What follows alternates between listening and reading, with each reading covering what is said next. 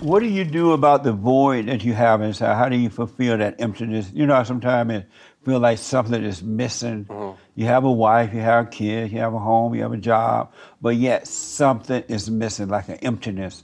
How do you fulfill that? What do you do when you feel that way? So honestly, I was feeling that way before I started doing any kind of humor, stand-up comedy, anything. When I was just lawyering all the time. Can you speak a little loud, Oh, like from the yes. chest? Yeah.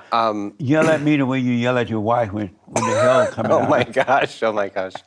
But go But ahead. yeah, back when I was just lawyering all the time, I Right. really did feel an emptiness. Yeah. Like I'm not doing anything that really was contributing to any real purpose. I just felt like I don't feel like I'm fulfilled. I don't feel like I'm doing anything that's helping anyone. And then I started doing comedy. And really I started feeling like I'm making a few people laugh. And that did make me feel better. And I felt like, okay, if I can put some smiles on people's faces, I really felt like that purpose. I felt better, like I'm doing something that I should be doing. Right. And so when you're off stage and that feeling emptiness come back again, that empty feeling, what do you do about it then?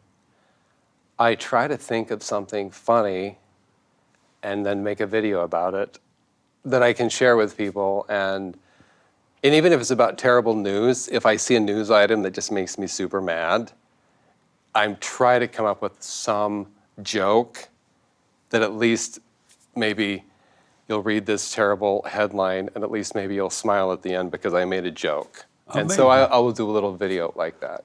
And one last thing about that, what do you do about the loneliness you feel when you're by yourself? No one is around but you. How do you fulfill that loneliness?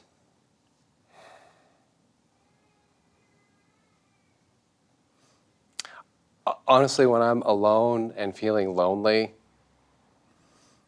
I'll try to just focus on the quiet and meditate and try to see if I can connect a little bit to God in that quietness, to see if I can feel like that He's still up there. And try to use that quietness to my advantage in a sort of prayer to try to connect to God Oh, I see. in that space. Yeah. Do you know that God is inside of you too? He's up there, but he's inside. Yes. You know that? Yes. So why don't you find him there?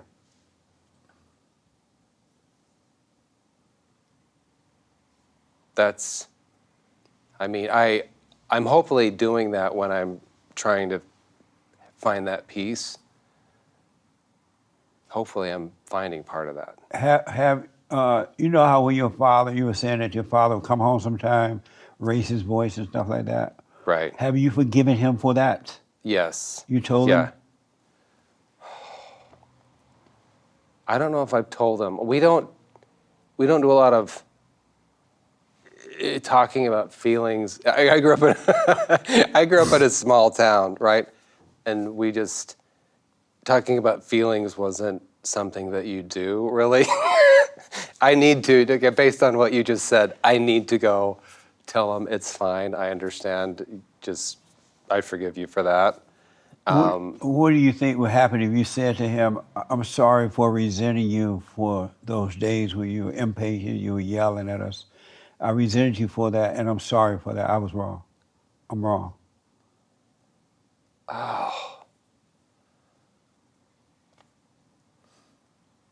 It probably would. I don't know if he would feel like, if that would make him feel better, or if he would say, that probably would make him feel better.